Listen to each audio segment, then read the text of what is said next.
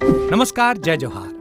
क्या आप भी गवर्नमेंट एग्जाम्स की तैयारी करना चाहते हैं? क्या आप भी मेमोरी टेक्निक्स और ट्रिक्स के जरिए बहुत ही कम समय में स्मार्ट स्टडी करना चाहते हैं? क्या आप चाहते हैं कि सीजी व्यापम टॉपर आपको पढ़ाए? तो डाउनलोड करिए योगेंद्र साहू क्लासेस ऐप। यहाँ 10 से अधिक गवर्नमेंट एग्जाम्स क्रैक करने वाले और सीजी व्यापम टॉप करने वाले योगेंद्र सर सीजीपीएससी और सीजी व्यापम के अंतर्गत होने वाले सभी एग्जाम्स की तैयारी कराएं। तो डाउनलोड करिए Yogendra Sahu classes app to be the best, learn from the best.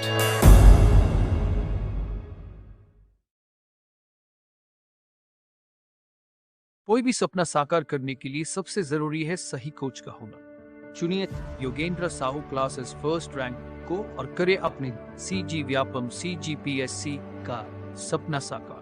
Download the app now. नमस्कार दोस्तों, स्वागत है आपका योगेंद्र साहू ऑनलाइन क्लासेस में। पिछले क्लास में हमने देखा था कुछ अन्य राजवंशों के बारे में, जैसे कि कुषाण वंश, मेघ वंश, मित्र वंश। उसी के आगे कालक्रम में हम देखेंगे वाकाटक वंश। वाकाटक वंश के बारे में आपको बताना चाहूँगा कि एक ये राष्ट्रीय राजवंश है। राष्ट्रीय राजवंश, मैंने राष्ट्रीय राजवंश के बारे में चर्चा किया था कि ऐसा राजवंश जिसका राज्य क्षेत्र संभवतः भारत में पूरी तरीके से फैला हो, ठीक है, तो उसे राष्ट्रीय राजवंश का दर्जा दे दिया जाता था। तो ये वाकाटक वंश भी उसी कैटेगरी में आता है, राष्ट्रीय राजवंश की कैटेगरी में। तो आज हम इसके बारे में पढ़ेंगे।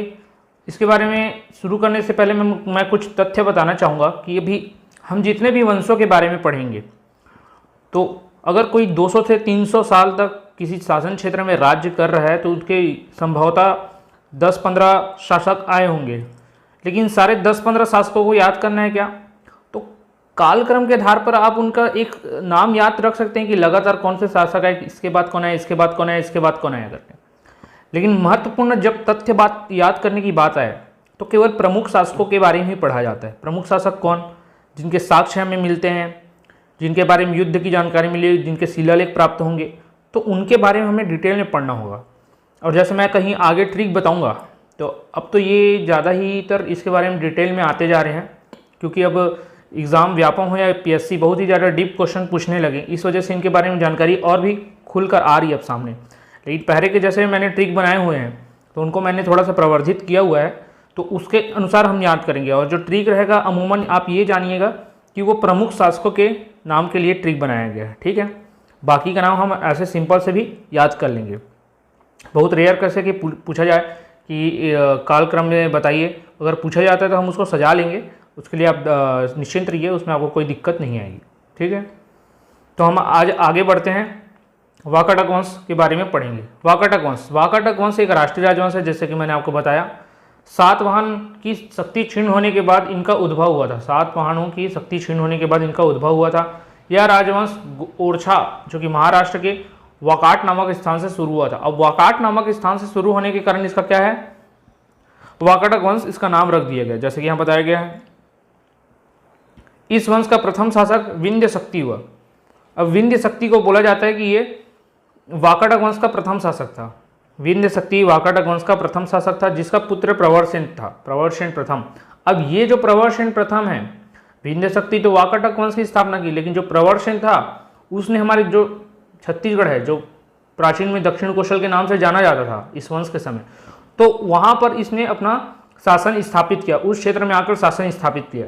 इसलिए जब बोला जाता है कि छत्तीसगढ़ में वाकाटक वंश का संस्थापक कौन है, तो प्रवरसेन को लिया जाता है, ना कि विंध्य शक्ति को। अगर वाकाटक वंश की स्थापना बोली जाए तो विंध्य शक्ति, लेकिन छत्तीसगढ़ में पूछा जाए तो प्रवरसेन प्रथम। तो ये दोनों आपको याद रखना है। वही यहाँ पर आगे दिया गया, कालांतर में प्रवरसेन द्वारा ही दक्षिण कौशल तक साम्राज्य विस्तार किया गया था, ठीक है। अगला पॉइंट देखते हैं, दक्षिण भारत में सातवाहन शक्ति के प्रभाव के क्षीण होने के बाद इनका उद्भव हुआ। 2री शताब्दी से 5वीं शताब्दी तक दक्षिण कौशल तथा छत्तीसगढ़ कभी समकालीन गुप्त तो कभी वाकाटकों के प्रभाव क्षेत्र में रहा। अब ये क्या है, तो एक ही समय पर एक से अधिक वंश अलग अलग क्षेत्रों में राज्य करते थे, अलग अलग क्षेत्रों में उनका शासन हुआ करता था, ठीक है, ये बात तो तय है। तो जब वाकाटक वंश थे, उनके ही समकालीन 2 अन्य भी थे। एक तो गुप्त वंश, जो कि आपके इंडियन हिस्ट्री के मायने से बहुत ही इंपॉर्टेंट है, इसके बारे में पढ़ना ही है, बहुत ही इंपॉर्टेंट है। तो गुप्त वंश थे, और एक अन्य थे जो कि आपके क्षेत्रीय राजवंश में आते थे, वो थे आपके नल नागवंश, नलवंशी या नलवंशी शासक जो रहते थे। समकालीन में हम यहाँ देखेंगे नलवंश ये देखिए, गुप्त वंश और नल वंश, गुप्त वंश और नल वंश इनके समकालीन वंश होते थे, तो वही यहाँ पर बताया गया। तो इनमें जो गुप्त वंश थे ये सर्वाधिक शक्तिशाली थे। तो हमारा जो छत्तीसगढ़ का क्षेत्र है, तो कभी वहाँ पर आप देखेंगे 2री शताब्दी से 5वीं शताब्दी तक, जैसे यहाँ बताया गया है, तो कभी वाकाटक वंश वालों को ज़्यादा प्रभाव रहता था, तो कभी गुप्तों का ज़्यादा प्रभाव रहता था, कभी वाकाटक वंश वालों का ज़्यादा प्रभाव रहता था, तो कभी गुप्तों का ज़्यादा प्रभाव रहता था। ठीक है, ये हमको देखने मिलेगा अभी जब हम कालक्रम पढ़ते जाएंगे आगे। तो अब वाकाटक वंश के बारे में पढ़ रहे, तो इनका प्रभाव सर्वाधिक किस समय रहा, तो वो था आपके तीसरी और चौथी शताब्दी में। तीसरी और चौथी शताब्दी में वाकाटकों का प्रभाव सर्वाधिक था। ठीक है, अब इसकी राजधानी क्या थी, आरंभिक। तो आरंभिक राजधानी की जब बात की जाए तो वो थी पुरी का बरार क्षेत्र। ठीक है, और जो राजधानी आपके बाद में जो बनी, बाद में जो ये आपके प्रवर सेन के समय जो राजधानी बनी, ये समझ सकते हैं, तो वो आपकी नंदीवर्धन थी। नंदीवर्धन जिसे आज नागपुर के नाम से जाना जाता है, नंदीवर्धन जिसे आज नागपुर के नाम से जाना जाता है। तो आपको दोनों यहाँ राजधानी याद रखनी है कि हाँ, पुरानी वाली इंपॉर्टेंट है, पहली वाली भी आपको याद रखते चलना है, क्योंकि आजकल का सिनेरियो ऐसा चल रहा है क्वेश्चंस का कि कुछ भी पूछा जा रहा है, तो आप जज नहीं कर पाएंगे कि एक ही मुख्य राजधानी याद करें कि सर आरंभिक कौन थी, अंत में कौन थी, ये भी याद रखते चले। तो राजधानी इंपॉर्टेंट है, आपको याद रखते चलना है। तो आरंभिक राजधानी पुरी का, ठीक है, पुरी का। फिर बाद में जो राजधानी बनी वो कौन सी, आपकी नंदीवर्धन, नागपुर, ये अंत समय तक इनकी राजधानी थी। ठीक है, ये आपको याद रखना है। समकालीन वंश बता दिया, गुप्त वंश और नल वंश, इनके बारे में आगे और भी हमको डिटेल में पढ़ना ही है।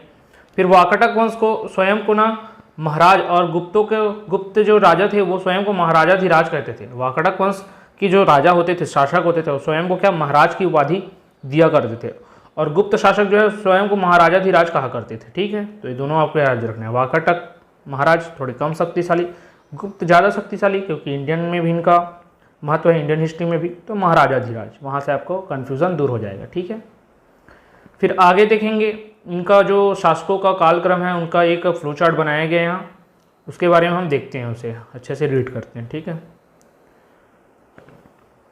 तो हम देखेंगे ये जो वाकाटक वंश थे, वाकाटक वंश का आपका 2 क्षेत्रों में शाखा था। एक था आपका नंदीवर्धन शाखा नागपुर, जो हमारे लिए इंपॉर्टेंट है क्योंकि हमारे छत्तीसगढ़ क्षेत्र में इन्हीं का प्रभुत्व था। दूसरा है वत्स गुलाम शाखा, जो कि बरार क्षेत्र में था। जैसे कि पुरी का जो राजधानी है थी, प्रारंभिक राजधानी, तो ये बरार क्षेत्र में थे आपका। तो ये इंपॉर्टेंट नहीं है उतना, हमको ये इंपॉर्टेंट है, तो ये हमको याद रखना है। ठीक है, इसके जो अंतिम 2 शाखा हैं बरार क्षेत्र की, ये आपके आगे चलकर इस नंदीवर्धन शाखा में आकर शासन करने लग जाते हैं। तो ये अंतिम 2 को हमें याद रखना है।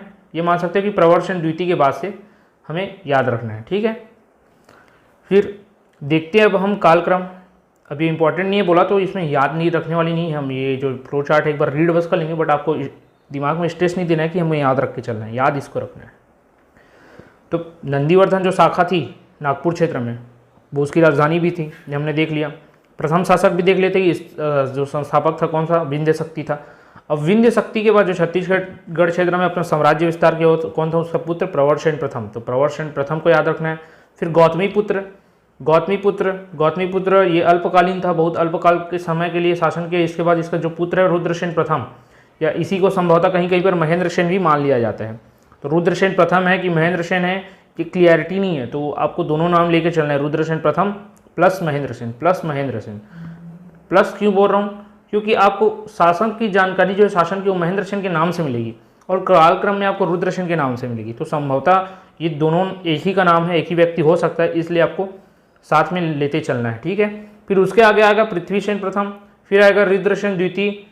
ठीक, फिर उसके 2 पुत्र में से एक जो रहेगा आपका दामोदर सेन, उसका प्रवर सेन द्वितीय नाम रहेगा, प्रवर सेन द्वितीय। उसके आगे आपके नरेंद्र सेन आते हैं, पृथ्वीसेन द्वितीय आते हैं। फिर इनके बाद जब शासन का कालक्रम नहीं मिलता है तो आगे उल्लेख इन 2 के बारे में मिलता है, देवसेन और हरिसेन के बारे में। ठीक है, अब ये सर याद नहीं हुआ, कैसे याद किया जाए इसे, तो मैंने बोला कि इन शासकों के कालक्रम आप एक बार रीड करते चलिए, लेकिन मुख्य रूप से आपको प्रमुख शासकों का जो कालक्रम है मैं वो आपको याद कराता हूँ। आप उसको याद रखिए एक ट्रिक के माध्यम से, PMRPNPH,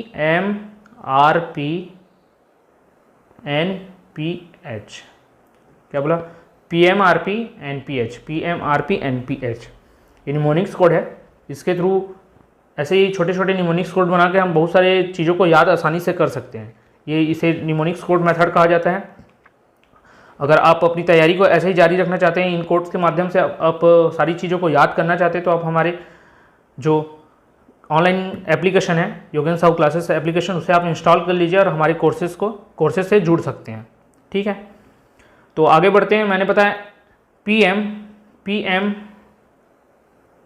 RP NPH। इससे पहले मैंने यहाँ पर टिक लिखा हुआ था, ये अगर विजिबल हो तो MRP NPH यहाँ पर ये वाला, बट ये क्या है, अब अपडेट ऐसा हुआ कि प्रवर्षण को भी लिया जाता है प्रथम संस्थापक के रूप में, तो इसलिए हम सामने मैंने एक P लगा दिया है। ठीक है, तो P यहीं पर अगर देखा जाए, यहीं से अगर याद करना हो तो PMRP NPH, इस तरीके से हम याद रखेंगे। तो P से आपका प्रवर्षण हो जाता है, M से आपका महेंद्र सेन, वही रुद्र सेन जो है, गौतमी पुत्र तो अल्पकालीन थे तो उनके बारे में उल्लेख नहीं मिलता है। फिर उसके बाद P आएगा तो पृथ्वी सेन आ जाएगा, MRP हो गया। फिर NPH में आप देखेंगे उससे पहले रुद्र सेन द्वितीय आएगा, ये हुआ P, यहाँ पर M P R, ठीक है, RP माफ़ कीजिएगा। अच्छा, मैं यहाँ से ना बताया करिए, आपको ट्रिक यहाँ से बताता हूँ तो ये आपको रिलेट हो जाएगा, क्योंकि वहाँ शासकों का कालक्रम है तो आपको कन्फ्यूज़न होगा। ये प्रमुख शासकों का कालक्रम है, तो यहाँ से मैं बताता हूँ PM RP NPH। अब आप बोलेंगे सर H, यहाँ तो D भी आ रहा है, देवसेन, तो इसके बारे में ज़्यादा कुछ खास नहीं है और ये ट्रिक में आ भी नहीं रहा था, इसलिए मैंने इसको नहीं जोड़ा था। अगर आप जोड़ना चाहेंगे तो आप अपने में जोड़ लीजिएगा, लेकिन ये कुछ खास नहीं है तो इसके बारे में मैंने नहीं जोड़ा था। ठीक है, तो आपको मुख्य रूप से याद करना PMRP NPH। ठीक है, NPH, तो ये शासकों का कालक्रम था, इसे हमने देखा। ठीक, एक बार और मैं बता देता हूँ, नंदीवर्धन शाखा का जो संस्थापक था विंध्य शक्ति, उसका बेटा हुआ प्रवर्षण प्रथम, जिसने छत्तीसगढ़ में साम्राज्य स्थापित किया। उसके आगे गौतमी पुत्र आएगा, उल्लेख नहीं है। उसका जो बेटा आएगा रुद्रसेन प्रथम, जिसे महेंद्र सेन भी बोला जा सकता है। उसके आगे पृथ्वीसेन आएंगे, पृथ्वीसेन के बारे में प्रथम के बारे में उल्लेख नहीं मिलता है। रुद्रसेन द्वितीय के बारे में हमें पढ़ना होता है। फिर उसके आगे हम देखते हैं प्रवर्षण द्वितीय, इसे पढ़ना होता है। फिर नरेंद्र सेन, फिर आपका पृथ्वीसेन द्वितीय, फिर उसके बाद हरिसेन के बारे में देखना है। ठीक है, तो ये था कालक्रम। अब देखते हैं हम यहाँ से प्रवर्षण को मैंने बताया था कि ये छत्तीसगढ़ में वाकड़ा वंश का संस्थापक था। ठीक है, छत्तीसगढ़ में वाकड़ा वंश का संस्थापक है ये। अब ये विंध्य शक्ति का पुत्र था, ये भी वहाँ फ्लो चार्ट से क्लिक कर गया, हमने वहाँ देख लिया। फिर इसके बाद इसका पुत्र था गौतमी पुत्र, ये भी हमने वहाँ देख लिया। अब इसकी अकाल मृत्यु होने के कारण इसका पौत्र, किसका पौत्र, तो प्रवर्षण प्रथम का पौत्र रुद्रसेन प्रथम, जो संभवतः महेंद्र सेन है, उसने शासन किया था। इसलिए मैंने बोला था कि महेंद्र सेन को भी आप ऐड करते चलिएगा रुद्रसेन के साथ में। ठीक है, तो आगे हम देखेंगे कि महेंद्र सेन का शासन आएगा। प्रवर्षण के बारे में इतना ही था, संस्थापक था, विंध्य शक्ति का पुत्र था, इसका पुत्र गौतमी पुत्र था, वो तो अल्पकाल में मृत्यु हो गई, तो रुद्रसेन प्रथम ने शासन किया, जो कि संभवतः क्या है, महेंद्र सेन। ठीक, माफ कीजिए, आगे देखते हैं। तो महेंद्र सेन के बारे में जानकारी में कहाँ से मिलती, तो पिछले क्लास में भी मैंने थोड़ा सा इसके बारे में डिस्कस किया था, अभी और कर लेता हूँ कि जो महेंद्र सेन है उसमें आप देखेंगे कि प्रयाग प्रशस्ति एक रचना है, प्रयाग प्रशस्ति, इसके रचनाकार है हरिसेन। हरिसेन कौन, जो अभी हमने पढ़ा वो नहीं, हरिसेन जो समुद्रगुप्त, गुप्त वंश के जो शासक थे समुद्रगुप्त, उनका दरबारी कवि होता है। उस हरिसेन ने प्रयाग प्रशस्ति की रचना की और उसने बताया समुद्रगुप्त के दक्षिण विजय अभियान के दौरान उसने दक्षिण कौशल के राजा महेंद्र सेन को हराया था और दंडकारण्य के राजा या महाकांतार के राजा आपके व्याघ्रराज को हराया था। तो व्याघ्रराज आगे आएगा, नलवंश का शासक था, हमने देखा था कि नलवंश भी इनके समकालीन थे। ठीक है, तो अभी हम वाकड़ा का वंश पढ़ रहे हैं, तो महेंद्र सेन के बारे में देखते हैं कि इसने महेंद्र सेन को हराया और इसकी सूचना कहाँ से मिलती है, इसके बारे में साक्ष्य कहाँ से मिलता है, तो प्रयाग प्रशस्ति से मिलता है। ठीक है, अब आगे दिए गए कुछ इतिहासकारों के अनुसार रुद्रसेन प्रथम समुद्रगुप्त का समकालीन था, रुद्रसेन प्रथम समकालीन था, जो संभवतः प्रयाग प्रशस्ति में उल्लेखित महेंद्र सेन है। वही मैंने बताया कि रुद्रसेन महेंद्र सेन एक ही व्यक्ति हो सकता है, क्योंकि उल्लेख महेंद्र सेन के नाम से है, कालक्रम में देखा जाए तो रुद्रसेन का नाम है, तो दोनों को आपको याद करते चलना है।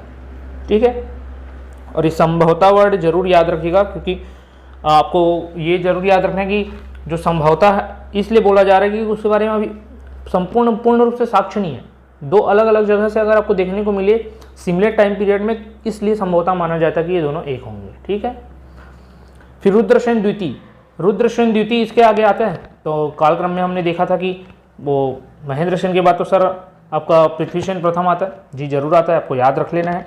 बट यहाँ क्या पढ़ रहे हैं हम, प्रमुख शासक। मैंने आपको ट्रिक भी किस आधार पर बनाया है, प्रमुख शासकों के आधार पर, क्योंकि आपको क्वेश्चंस ज़्यादातर यहाँ से पूछे जाएंगे।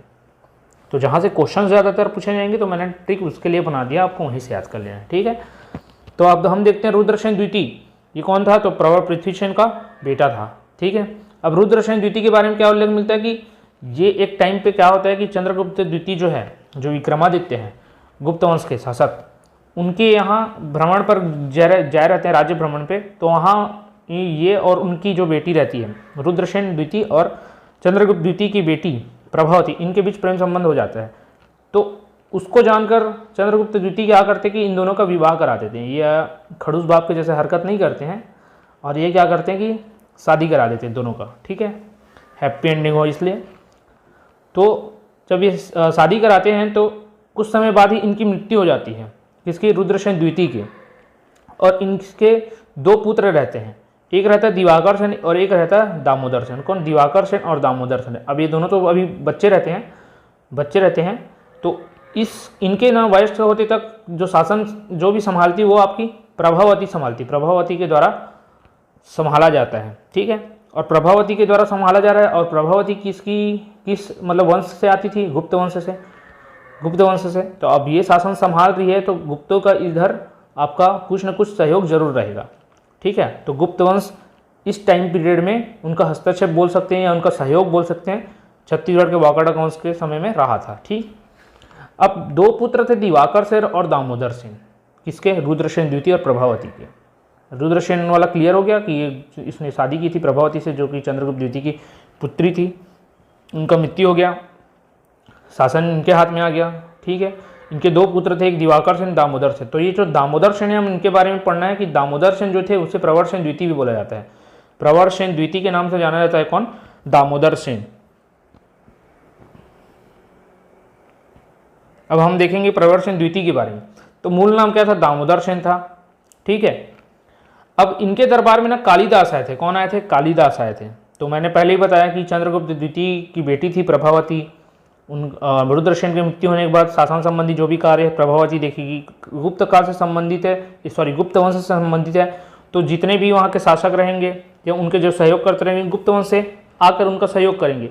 तो उसी दौरान क्या होता है कि ये जो दामोदर सेन रहता है बहुत ही हठी प्रवृत्ति का रहता है, हठी प्रवृत्ति, बहुत ही उद्दंड बालक रहता है। तो इसको ना समझाने के लिए चंद्रगुप्त द्वितीय का अपने नवरत्न में से एक महाकवि कालिदास को भेजते हैं। नवरत्न में से एक महाकवि कालिदास, आपको पता ही होगा कि अगर आपने इंडियन हिस्ट्री पढ़ा होगा कि चंद्रगुप्त के नवरत्न थे, पहले नवरत्न है, अकबर के बाद में नवरत्न है। पहले अगर नवरत्न बोला जाए तो चंद्रगुप्त द्वितीय के थे। तो इनमें से एक थे महाकवि कालिदास। तो उन्हें सुधारने के लिए, उनको शिक्षा देने के लिए उनको भेजते हैं, किसे, महाकवि कालिदास को। किसके लिए, किसको शिक्षा देना है, प्रवर सेन द्वितीय को, ठीक है। तो जब ये कालिदास छत्तीसगढ़ के लिए रवाना होते हैं तो ये सर्वप्रथम सरगुजा की पहाड़ियों से छत्तीसगढ़ में एंट्री लेते हैं, सरगुजा की पहाड़ियों से। और सरगुजा की कौन सी पहाड़ी, तो रामगढ़ की पहाड़ी से। रामगढ़ की पहाड़ी से जब एंट्री लेते हैं तो वहाँ देखते हैं कि ये तो बहुत ही अद्भुत है, यहाँ का नज़ारा बहुत ही अद्भुत है, बहुत ही सुंदर है। तो उसके सौंदर्य को देख कर वो कहते हैं कि ये तो स्वर्ग का द्वार है। तो छत्तीसगढ़ की रामगढ़ की पहाड़ियों को उन्होंने कहा कि स्वर्ग का द्वार। तो पूछा जाएगा आपको क्वेश्चन कि किसने छत्तीसगढ़ की सरगुजा की पहाड़ियों को, रामगढ़ की पहाड़ियों को स्वर्ग का द्वार कहा। तो आंसर लेना है आपको कालिदास। ये पूछ सकते हैं कालिदास ने किसे स्वर्ग का द्वार कहा है, तो रामगढ़ की पहाड़ियों को या सरगुजा की पहाड़ियों को, ठीक है। तो ये यहाँ पर बताया गया कि कालिदास ने यात्रा वितरण के दौरान सरगुजा की रामगढ़ की पहाड़ी में मेघदूत नामक ग्रंथ की रचना की और इस पहाड़ी के आसपास सौंदर्य को देखकर उसे स्वर्ग का द्वार कहा। अब स्वर्ग का द्वार है तो वहाँ क्या करते हैं ये कि बैठ जाते हैं, उनके दृश्य को देखने लगते हैं, निहारने लगते हैं। और निहारते निहारते एक ग्रंथ की रचना करते हैं जिसका नाम है मेघदूतम। जिसका नाम है क्या, मेघदूतम। तो ये आपको याद रखना, पहाड़ियों के बीच में मेघ रहता है तो पहाड़ी में बैठ के मेघदूतम की रचना कर दी। अब ये मेघदूतम जो था वो संस्कृत में था, कालिदास कृत मेघदूतम संस्कृत में था। अब छत्तीसगढ़ में बैठा है भाई, छत्तीसगढ़ के सौंदर्य के बारे में लिख रहा है, संस्कृत में लिख रहे हैं, छत्तीसगढ़िया को समझ में आएगा, नहीं आएगा, क्योंकि छत्तीसगढ़ में तो कोसली भाषा चलती थी। अब नहीं आएगा तो इसके लिए हमारे जो साहित्यकार थे मुकुटधर पांडे जी, वो आगे चल के इस मेघदूत का छत्तीसगढ़ी में अनुवाद करते हैं। तो आपको क्वेश्चन ये पूछा जाता है कि छत्तीसगढ़ ही में मेघदूत का अनुवाद किसने किया, तो मुकुटधर पांडे जी ने किया। तो मेघदूतम का छत्तीसगढ़ी भाषा में अनुवाद किसने किया, मुकुटधर पांडे ने किया। ये आपको याद रखना है, दोनों चीज़ें हुई, क्लियर हुई। अब क्या कि जब कोई आपको साहित्य से जुड़ा हुआ इंसान आपको समझाने आएगा, आपके गुणों में निखार करने आएगा, आप उद्दंडी हैं उसको सुधारने आएगा, तो उनके तो लक्षण आपके अंदर आएंगे। तो वही लक्षण प्रवर सेन के अंदर भी आता है और प्रवर सेन भी एक रचना करता है, उसका नाम है सेतुबंध। क्या है? सेतुबंध।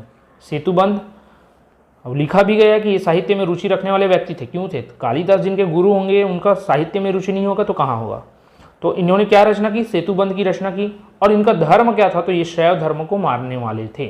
ये इंपॉर्टेंट है, आपको याद रखना है कि धर्म के बारे में पूछा जाता है। आपको 2 सूची दे दी जाएगी कि सही मिलान कीजिए कौन से शासक कौन से धर्म को मानने वाले थे। तो शासक जिनके बारे में धर्म का उल्लेख है आपको याद रखते चलना है, ठीक है। तो प्रवर सेन द्वितीय के बारे में कहा जाता है कि शैव धर्म के उपासक थे, रचना सेतुबंध किया था इन्होंने, ठीक है। अब इनके समय में क्या होता है कि नलवंशी शासकों का ना प्रभाव बढ़ने लगता है। मैंने शुरू में बताया इनके समकालीन थे नलवंशी शासक जो कि क्षेत्रीय राजवंश के अंतर्गत आते हैं, आगे हम पढ़ेंगे उनके बारे में। तो उनका प्रभाव बढ़ रहा था, तो इस कारण इन्होंने क्या किया कि अवॉइड करने के लिए, किसको अवॉइड करने के लिए? तो युद्ध को अवॉइड करने के लिए। युद्ध में केवल जीतने वाले को ही लाभ नहीं होता, जीतने वाले को भी क्षति होती है। हारने वाले को जितनी क्षति होती है अमूमन उतने ही समझ लीजिए कि जीतने वाले को भी होती है। तो ये क्या करते हैं, डर के बोला जाए या फिर अवॉइड करने के बोला जाए, ये कुछ समय के लिए अपनी राजधानी को प्रवर्तित कर देते हैं। और कहाँ स्थापित करते हैं? तो प्रवरपुर। प्रवर से नाम है तो अपने नाम पर एक राजधानी बना दी प्रवरपुर, जो कि पवनार वर्धा में है। अभी का जो पवनार वर्धा है वहीं पर प्रवरपुर नाम से इन्होंने राजधानी स्थानांतरित की थी। तो ये ठीक है, इतना पॉइंट क्लियर हुआ प्रवर सेन द्वितीय के बारे में, ठीक। 1 से 2 बार और वीडियो को देखेंगे तो आपको और अच्छे से याद हो जाएगा, ठीक। मैं आराम से सभी को कवर करते चल रहा हूँ क्योंकि बहुत ही इंपॉर्टेंट वंश है, राजवंश है। नहीं तो अगर इंपॉर्टेंट नहीं होता तो हम एक बार रीड करते और आगे बढ़ जाते, ठीक। और नरेंद्र सेन, अब हम ट्रिक पढ़े थे क्या, PMRP NPH, तो एन से क्या नरेंद्र सेन आया, उससे पहले के 4 शासक हमने देख लिए। अब नरेंद्र सेन क्या है, तो ये पृथ्वी सेन के जो बालाघाट लेख के अनुसार नरेंद्र सेन ने कौशल, मालवा एवं मैकल पर अधिकार स्थापित किया था। पृथ्वी सेन द्वितीय आगे आएगा, पृथ्वी सेन द्वितीय इनका पुत्र रहा होगा। तो उनके बालाघाट अभिलेख जो है वहाँ से साक्ष्य प्राप्त होता है कि जो नरेंद्र सेन था वो कोसला, मालवा और मैकल क्षेत्र पर राज्य किया करता था, ठीक है। इसके बाद देखेंगे कि इन्होंने वाकाटक नलवंशी शासक वराह राज के वैभव से प्रभावित होकर उसे पराजित किया था। इन्होंने वाकाटक नलवंशी शासक वराह राज के वैभव से प्रभावित होकर उसे पराजित किया। रिद्धिपुर शिलालेख के अनुसार नलवंशी शासक भवदत्त वर्मन ने इस क्षेत्र में आक्रमण कर नरेंद्र सेन को पराजित किया तथा उसकी राजधानी नंदीवर्धन को तहस नहस कर दी। तो ये आपको याद रखना है, जब हम आगे देखेंगे तो वराह राज के बारे में आपको जानकारी मिलेगी। तो नरेंद्र सेन क्या करते हैं, वराह राज को पराजित कर देता है और उसी के आगे का शासक रहता है भवदत्त वर्मन। और ये पॉइंट बहुत ही ज़्यादा इंपॉर्टेंट है, वेरी वेरी IMP, कि रिद्धिपुर शिला अभिलेख किससे संबंधित है, तो ये आपको याद रखना नरेंद्र सेन से संबंधित है रिद्धिपुर अभिलेख। अब रिद्धिपुर अभिलेख में जानकारी क्या प्राप्त होती है, तो उसमें जानकारी प्राप्त होती है कि जो नलवंशी शासक थे भवदत्त वर्मन, उन्होंने नरेंद्र सेन के क्षेत्र में आक्रमण कर उन्हें पराजित कर दिया और उनकी जो राजधानी थी क्या थी, नंदीवर्धन थी राजधानी, हम पढ़ते आ रहे हैं, उसे तहस नहस कर दिया, ठीक। नरेंद्र सेन ने वराह राज पर आक्रमण किया, इसके बारे में कहा जाता है। और उसके बाद रिद्धिपुर शिला अभिलेख से जानकारी प्राप्त होती कि उसी वंश के शासक, नलवंश के शासक भवदत्त वर्मन ने नरेंद्र सेन के ऊपर आक्रमण किया और उसकी राजधानी को तहस नहस कर दिया। तो ये इंपॉर्टेंट पॉइंट है, याद रखना है, अभिलेख को भी याद रखना है, रिद्धिपुर शिलालेख, ठीक है। इसके आगे आता है पृथ्वी सेन द्वितीय, जो कि नरेंद्र सेन का बेटा रहता है। अब अगर आपको किसी ने मारा तो आपका पुत्र जरूर उसका बदला लेगा, ये तय है। अब फिल्मों में भी देखते आ रहे हैं, कहानियों में भी सुनते आ रहे हैं, ठीक है। तो वही करता है कौन, हमारा हीरो पृथ्वी सेन द्वितीय। अब ये हीरो क्या करता है कि इसकी जानकारी मिलती है केसरी बेड़ा शिलालेख से। इसकी जानकारी कहाँ से मिलती है पहले मैं बता देता हूँ। तो केसरी बेड़ा शिलालेख से इसके बारे में जानकारी मिलती है। अब ये क्या करता है कि अपने पिता की हार का बदला लेता है और जो भवदत्त वर्मन रहता है, अब वो तो निपट चुका है उतने समय तक, इसके जवान होते तक वो निपट गया था, तो उसके जवान होते तक इसका भी पुत्र रहा होगा भवदत्त वर्मन का, वो जवान होता है, उसका नाम रहता है अरपति भट्टारक। तो ये पृथ्वी सेन द्वितीय करता है कि तुमने मेरे बाप को मारा था तो मैं तुम्हारे क्षेत्र पर आक्रमण करूंगा और तुम्हें मारूंगा। तो उसका बाप तो मर गया था, भवदत्त तो मर गया था, तो आगे रहता है उसका बेटा, तो बोलता है कि मैं तुम्हें मारूंगा और अर्थपति भट्टारक पर आक्रमण करता है। और जिस तरीके से भवदत्त ने नंदीवर्धन को तहस नहस कर दिया था, वाकाटक वंश की राजधानी को तहस नहस कर दिया था, उसी प्रकार पृथ्वी सेन द्वितीय नल वंशों की राजधानी जो रहती है पुष्करी, उसे तहस नहस कर देता है, जैसा का तैसा, ठीक है। फिर क्या लिखा गया है, तो ये था पृथ्वीसेन द्वितीय के बारे में कि इसने अपने ऊपर हुए आक्रमण का बदला लिया। फिर यह वाकाटकों की मुख्य शाखा का अंतिम ज्ञात शासक था। जैसे कि मैंने आपको जब कालक्रम बता रहा था तो वहाँ पर मैंने बताया भी था कि पृथ्वीसेन द्वितीय के बाद आगे शासकों के बारे में जानकारी नहीं मिलती। तो आगे जो बरार जो थी ना, बरार क्षेत्र, वत्स गुलाम वंश, वहाँ के जो उस शाखा के जो शासक थे वो आपके आगे देखने को मिलते हैं। ठीक है, तो वही पॉइंट बताया गया कि वाकाटकों की मुख्य जो शाखा थी नंदीवर्धन, वहाँ का ज्ञात अंतिम शासक है। इसके पश्चात हरिसेन छत्तीसगढ़ आकर शासन करता है, हरिसेन शासन करता है। इसलिए मैंने आपको ट्रिक में डी देवसेन के बारे में नहीं बताया है। ठीक है, तो वो जो मैंने आपको ट्रिक याद किया PMRP NPH, तो ये मुख्य है, आप इसी को याद रखिएगा। ठीक है, अब देवसेन के बारे में देख लेते हैं। तो यह वत्स गुलाम वंश का शासक था जो अल्प समय के लिए छत्तीसगढ़ में था। जैसे कि गौतमीपुत्र, उनके बारे में उल्लेख नहीं है, बहुत ही कम समय के लिए था। तो उसी प्रकार से देवसेन भी था। स्कंद वर्मन ने इसके क्षेत्र पर आक्रमण कर पराजित कर दिया था। जब आगे आप देखेंगे स्कंद वर्मन आएगा तो वो इनके क्षेत्र को पराजित कर देता है, इनसे युद्ध करके। स्कंद वर्मन आपके नरवंश के अंतर्गत आ जाते हैं, तो उन्होंने इसके शासन क्षेत्र को तहस नहस कर दिया। ठीक है, फिर इसके बाद आता है हरिसेन। हरिसेन के बारे में क्या कहा जाता है, क्या विशेष है देखते हैं। जब वाकाटक वंश समाप्त होने की कगार पर था, जो मुख्य शाखा थी नंदीवर्धन वाली, वो तो वत्स गुलाम वंश की जो शाखा थी, जो कि वाकाटकों की ही शाखा थी, जो अन्य क्षेत्र पर राज करती थी, बरार क्षेत्र पे। तो ये कहाँ थी, तो वाकाटकों की एक शाखा जो गोदावरी तट पर निवासरत थी। ठीक है, उन्होंने यहाँ आकर शासन किया और उन्होंने स्वयं को सत्य का अधिपति कहा। सत्य का अधिपति का हरिसेन, तो हरि ही सत्य है। हरि को और क्या नाम से जाते हैं, सत्यनारायण बोलते हैं ना, तो वहाँ से रिलेट कर लेना, हरि और सत्य का अधिपति। ठीक है, तो हरिसेन के अजंता अभिलेख में वाकाटकों के कौशल क्षेत्र में शासन की जानकारी व वंशावली दी गई है। अब इनके बारे में जानकारी कहाँ से मिलती है, तो हरिसेन का ना अजंता अभिलेख है। अजंता अभिलेख, यहाँ से उसके कौशल क्षेत्र में शासन की जानकारी और वंशावली की जानकारी प्राप्त होती है। तो ये था आपका हरिसेन के बारे में। इंपॉर्टेंट ये है कि जब अंत समय में जो मुख्य शाखा खत्म हो रही थी, तो ये दूसरे शाखा के थे, बरार शाखा की, जो वत्स गुलाम वंश के थे। तो वहाँ से यहाँ आकर शासन करने लगते हैं और स्वयं को सत्य अधिपति कहते हैं। और इसकी जानकारी कहाँ से, तो अजंता अभिलेख से। ठीक है, तो इतना था आपके प्रमुख शासकों के बारे में। अब यहाँ पर विशेष पॉइंट दिया गया कि प्रभावती गुप्त के पुनः अभिलेख से ज्ञात होता है। प्रभावती गुप्त क्योंकि गुप्त वंश की थी, तो इन्होंने नाम नहीं चेंज किया होगा शादी के बाद, इसलिए गुप्त लिखा है। प्रभावती गुप्त के पुनः अभिलेख से ज्ञात होता है कि वाकाटकों ने गुप्तों की अधीनता स्वीकार कर ली थी। अब क्यों कर ली थी भाई, रुद्रसेन जो द्वितीय था वो तो उनकी तो मृत्यु हो गई थी। सारे शासन तो प्रभावती ने संभाला और वहाँ जो थे, अब गुप्त वंश से संबंधित है, तो उनके जो पिता है वहाँ शासन क्षेत्र में तो दखल देंगे ही कि मेरी बेटी को कुछ भी दिक्कत ना हो, शासकों को भेजेंगे, अपने प्रशासकों को भेजेंगे। तो इसलिए उनके अधीनता स्वीकार कर ली थी, ऐसा कहा जाता है। ठीक है, इनके अभिलेख से प्राप्त होता है, ज्ञात होता है। अब इनकी उपाधि क्या थी, तो वाकाटकों की महाराजा थी और गुप्तों की महाराजाधिराज थी, हमने पहले डिस्कस कर लिया। तो ये था आपका वाकाटक वंश, बहुत ही इंपॉर्टेंट राजवंश है। आप इस वीडियो को 1 से 2 बार जरूर देखिएगा। ठीक है, और ऐसे ही ट्रिक्स एंड टेक्निक्स के माध्यम से आपको याद करना है। आप अपनी तैयारी को और भी आगे जारी रखना चाहते हैं और भी सब्जेक्ट्स की तैयारी करना चाहते हैं, तो आप हमारे Yogendra Sahu online classes application को जरूर इंस्टॉल कीजिए और हमारे कोर्सेज से जरूर जुड़िएगा। अगर आपको किसी भी प्रकार का डाउट आता है तो आप हमें कमेंट करके ज़रूर बताइएगा।